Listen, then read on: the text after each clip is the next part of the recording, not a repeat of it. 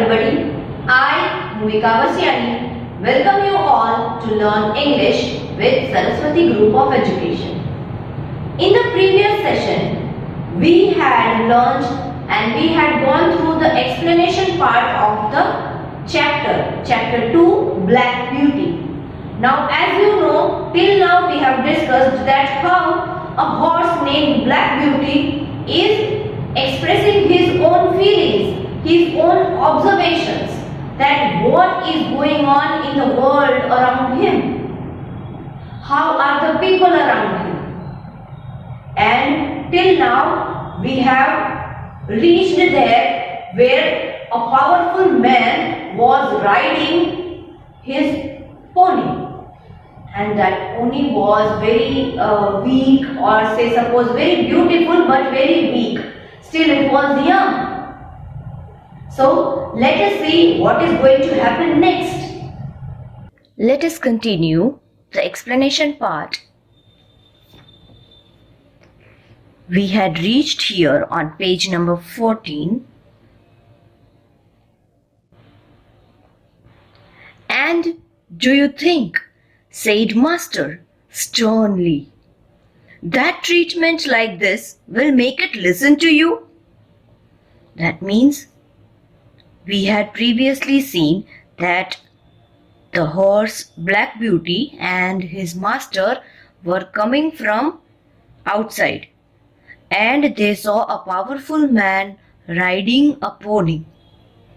Okay, and the pony had gone in the farm of the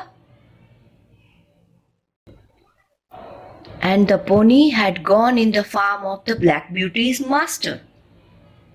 Because the pony had gone there for few times, the pony must have thought that we have to again go to that place. So it did not just paid attention to the master, and it directly turned its head and went into the farm. And the powerful man, whose name was Sawyer, was trying to control that pony and not to go into the farm. And he controlled him so forcefully that the pony was about to fail. And the master said that, "Is this your behavior which will make this pony listen to you? Do you think like that? If you will behave forcefully with him, then he will listen to you." "It should not have turned towards your place. The road was straight on," said the man roughly. The man named Sawyer said to my master that it should not have turned towards your place. The road was straight and it had to go straight only. Then why did it turn to your farm? Said the man.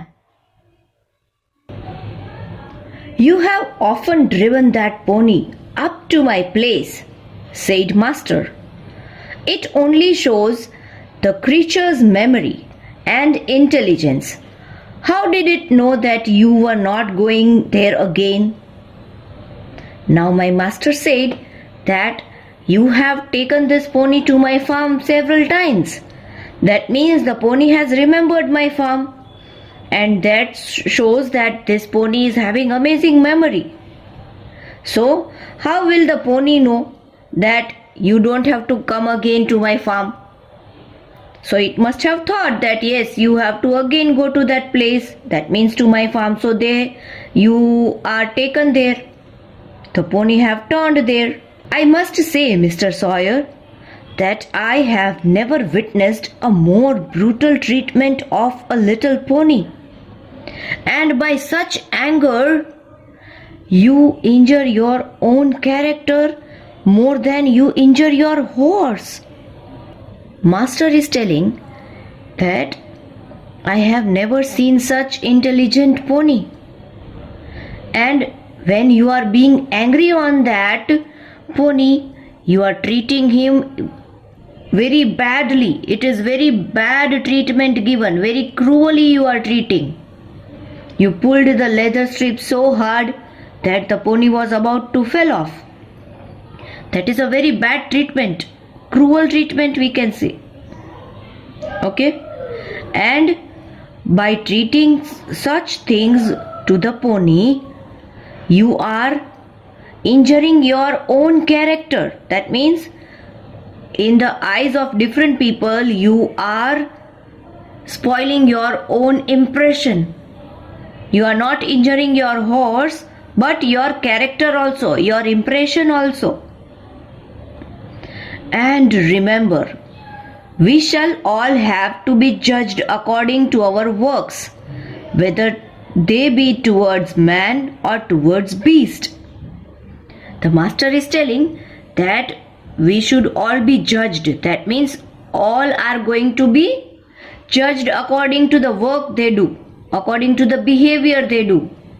Not only how we treat people, but it will be considered that how we treat the animals also. Okay? Master rode me home slowly, and I could tell by his voice how the thing had grieved him. Now, the master of Black Beauty was upset seeing this behavior of Mr. Sawyer towards that pony. He was upset. He was saddened. Grieved means he was saddened. He was feeling very sad. And very slowly we were moving towards the farm. On another day, when we were out, we met Captain Langley, a friend of our master's. He was driving a splendid pair of horses. After a little conversation, the captain said, "What do you think of my new team, Mr. Douglas? You know?" Now, once when we were out and we met our master's friend. The name of the friend was Captain Langley. He was very friendly with our master. He was his old friend. And he was driving a very splendid, that means very impressive and very beautiful pair of horses. And after a little conversation, after that they had a little talk, Mr. Langley asked to my master that, "What do you think about my new team, Mr. Douglas?" Mr. Douglas is the name of my master. "You know, you are the judge of horses in these parts, and I should like your opinion." Now Captain Langley is asking my master that you know horses very well, and I should be seeking your opinion. I should be asking you that how are these horses? The master backed me a little so as to get a good view of them. Now, as my master was riding me, I should be little back. So I was ridden back by my master so that he could have a good view of the horses which Captain Langley was asking about. So I moved back. "They are uncommonly handsome pair," he said. My master liked the new pair of horses very much, and he gave a compliment that they were very handsome.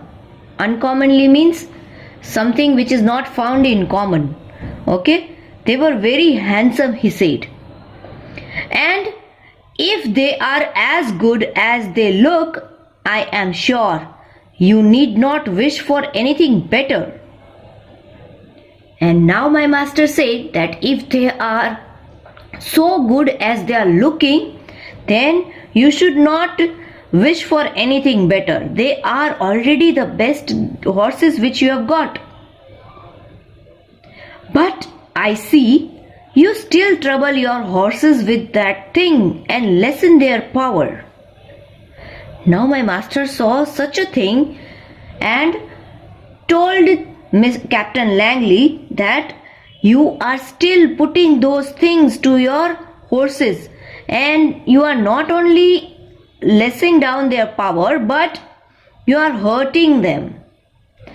Now, about which thing my master is talking about, do you know? Let us find out. What do you mean by that thing? Said the other. The check reins? Oh, I know. Stopping those is a hobby of yours. Now Captain Langley is saying that what thing? Which thing? Are you talking about the check reins? I know that you don't like that the horses should be wearing check reins. I know that. You are against it. Now check reins means, as we had talked about in the vocabulary part, check reins means a leather strip which is attached to their jaw and which helps the horses to keep their head straight. It will not allow their horses' heads to be lowered down. So just think about the condition of the horses. How will they be able to keep their necks straight for the whole day and not able to move here or that side? Will it do good for their neck and health and their body? No. Something which is to be done forcefully is obviously not a good thing. Not for the animal or not for the people also. Right? Not for the human beings also. Something which is done forcefully, that is not a good thing. So those check reins were hurting those handsome pair of horses. Okay. So my master opposed about that you still make them wear those check reins, please remove them. And what does Captain Langley has to say about it? Let us find out. So do I, said master. But I don't like to see them held up. Now master is saying that yes, I like to oppose that. I like that people stop making them wear this check reins. Okay, and that is the reason I keep on opposing these check reins, because they hurt the horses, because they do not allow the horses to move their neck freely. So I am opposing, and I don't like to see them held up like that, to see the horses that they have to forcefully hold their neck up only. Now you are a military man, Langley, and no doubt like to see your regiment look well on parade. Now my master is saying that I know you are a military man and you like everything perfect, and you want your regiment, that means your troop, your team also, to look well on the parade. But this is not good for the horses. You should remove the check reins. And you say heads up to them. But you would not take credit for your drill if all your men. Now he is telling that you will not take the credit for your drill. You will not take the credit for this thing. When you say heads up, everybody will do heads up. But if you will understand that how much does it hurt to the horses, then you will not take the credit for this thing. You will not take the credit for this if your men had their heads tied to a backboard. Now, just think about the army. Okay? Whoever is there in your team, I am talking about human beings. Whoever is there in your team, just imagine if their heads or their necks are tied to the backboard, how will they look? And what will happen to their body? And it is just the same with horses. My master said that it is just the same with my horses also, with the horses also. They will also not like to wear the check reins and keep their heads high like this for the whole day. Just think, these are check reins. Okay, it is attached to their neck. So that means It will keep the horses to keep their head straight. It will not allow them their neck to lower down. So just think about it. How will it happen if the horses had to wear that thing the whole day? And they will be tied with the other leather strip. So, my master, Mr. Douglas, is telling that just imagine that if your army also, if your people also will have to tie their neck to the backboard, then how will they survive? Will they be able to do good in the military, in the parade? No, because it will be painful for them, and they are human beings, so they can even speak that it is hurting or it is something like this is happening. But just think about these horses. They are unable to speak also. So please try to understand the pain of the horses and remove the check reins. Now let us see what does Captain Langley has to say about it. You may depend upon it. Horses were intended to have their heads free as are. Now, my master is saying that if you think about the horses, even they have right to keep their heads free to move. Okay? As we have right to keep our heads free. Whenever we want to move them side to side or upper side or lower side, we have to move that. We can do that. So even horses have their right to move their neck whenever they want. Okay, they are also free. And if we could act a little more according to common sense and a good deal less according to fashion.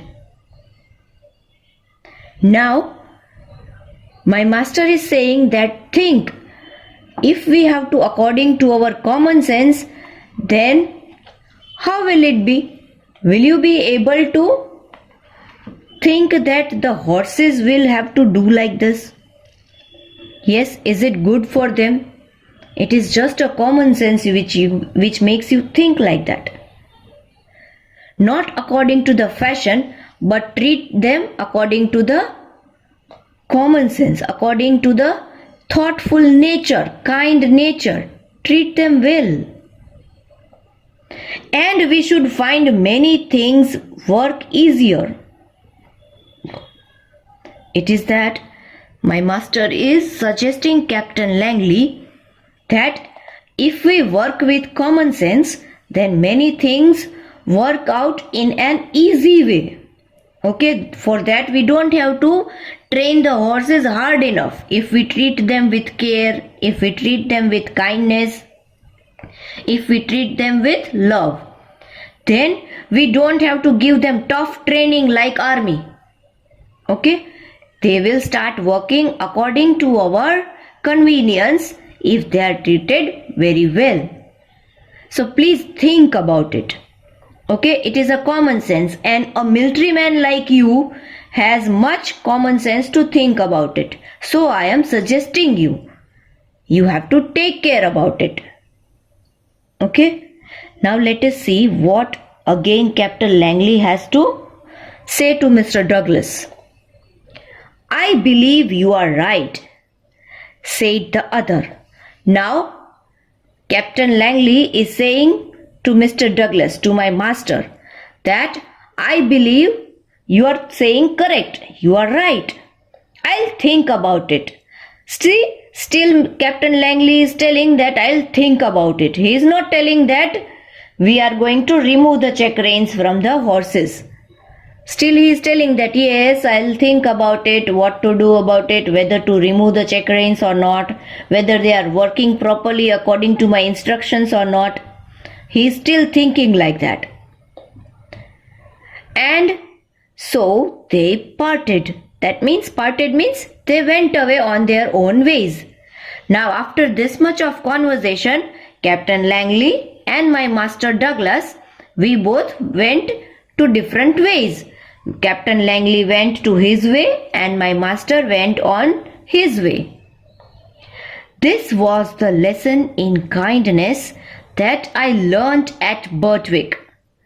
Now, these are the words from me, the Black Beauty, that this is the lesson which I have learned from my master, okay, Mr. Douglas, at his Birtwick farm.